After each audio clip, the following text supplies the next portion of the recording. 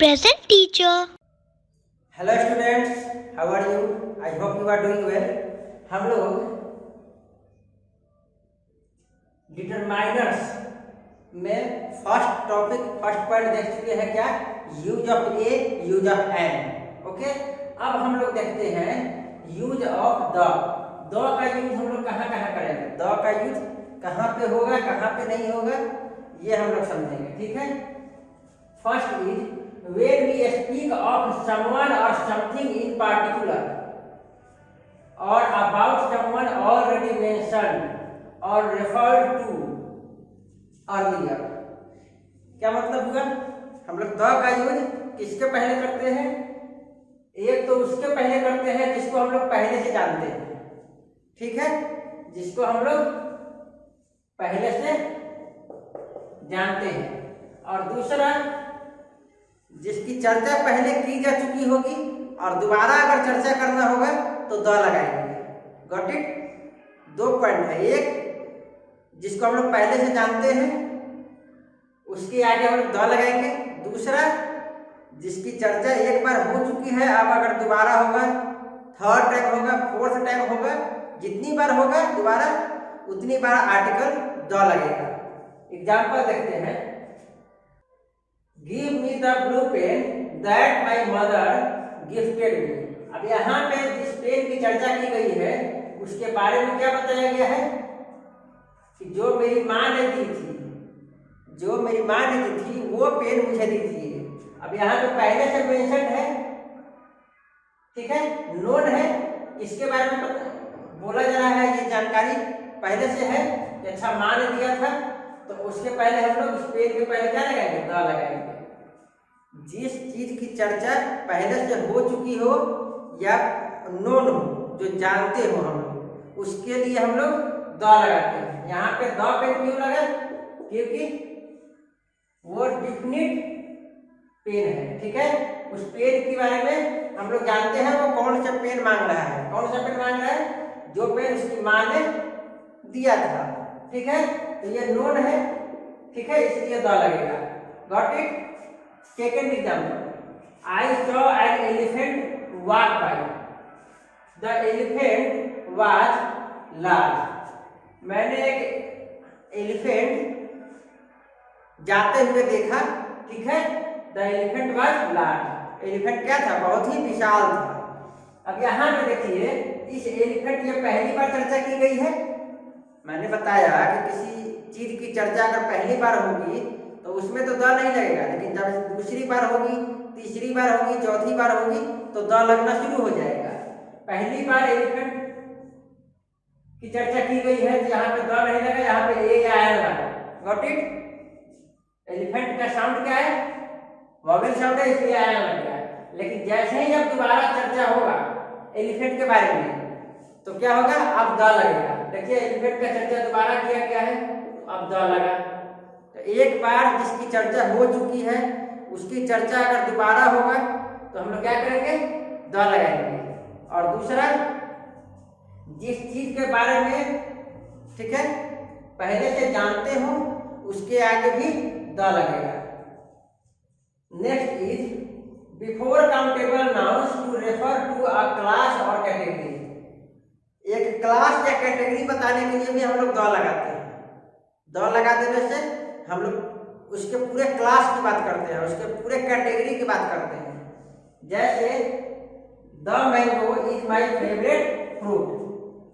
अब यहाँ पे मैंगो के आगे द लगाने से क्या हो गया?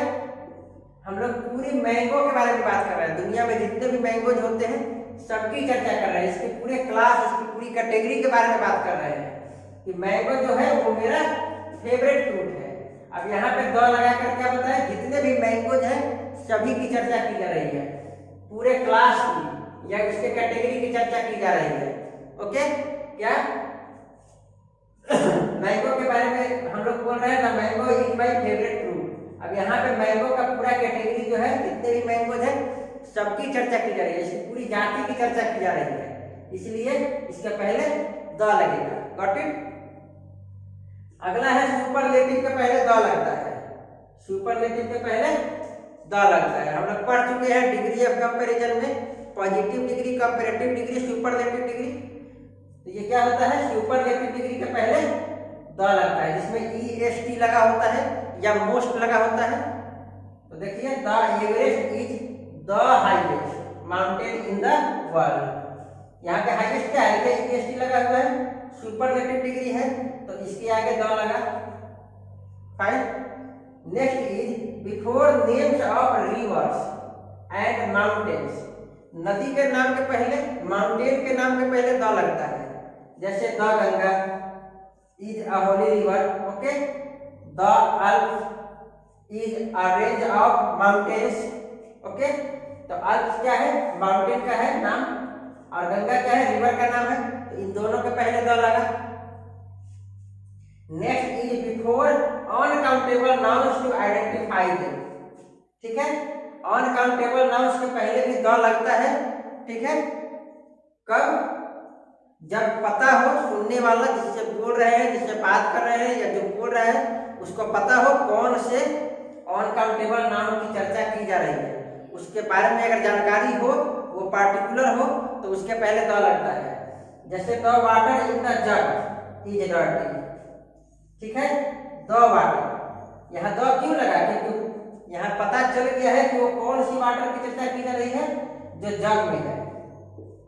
ठीक है, यहाँ बता दिया गया है कि वाटर कौन सा, जग में जो है। तो जो जग में वाटर है वो क्या है, गंदा है। तो यहाँ पे क्या आ गया, द आ गया। Got it.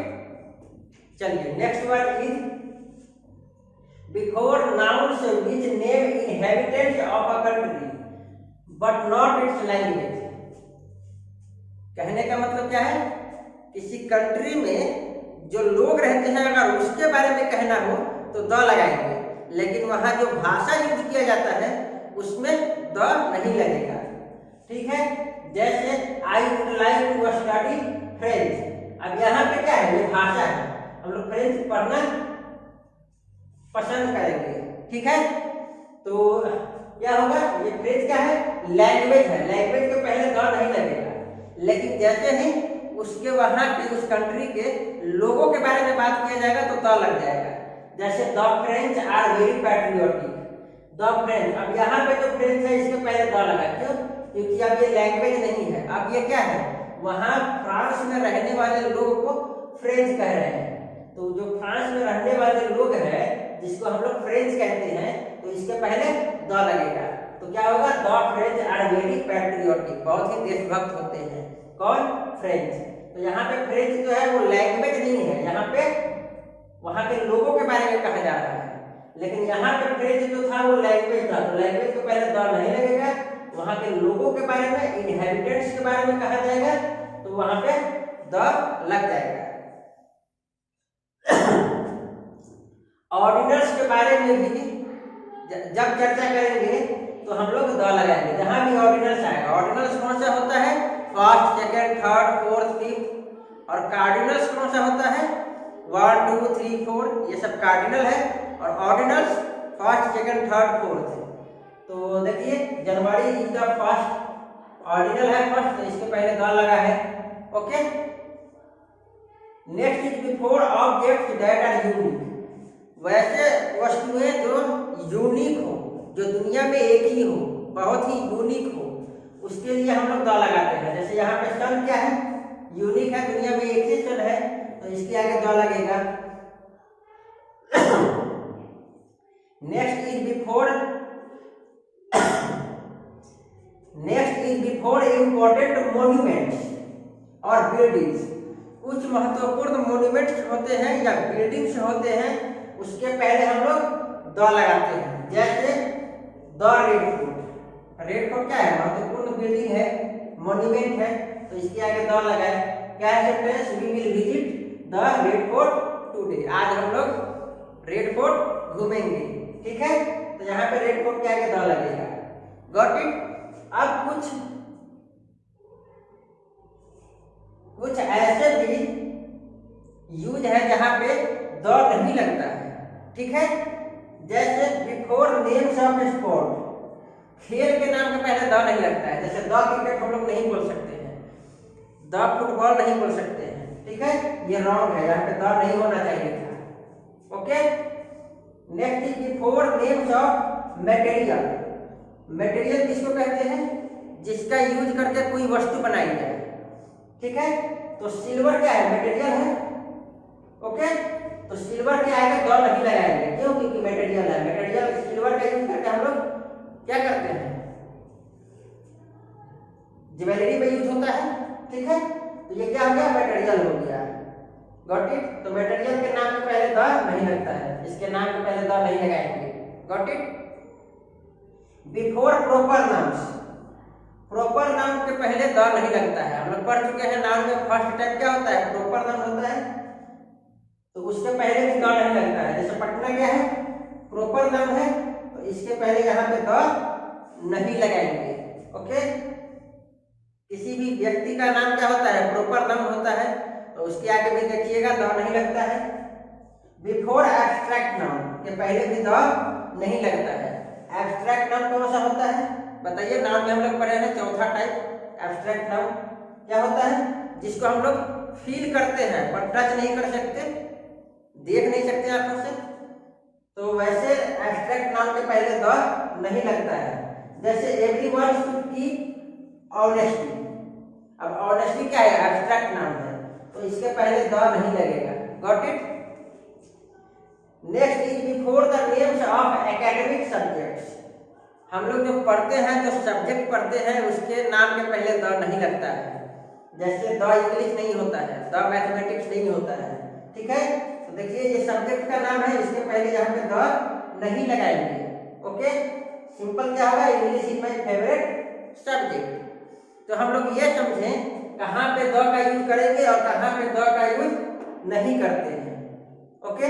आपको कुछ ये जो इम्पोर्टेंट पॉइंट्स है याद रखना पड़ेगा, ठीक है। Okay, thank you.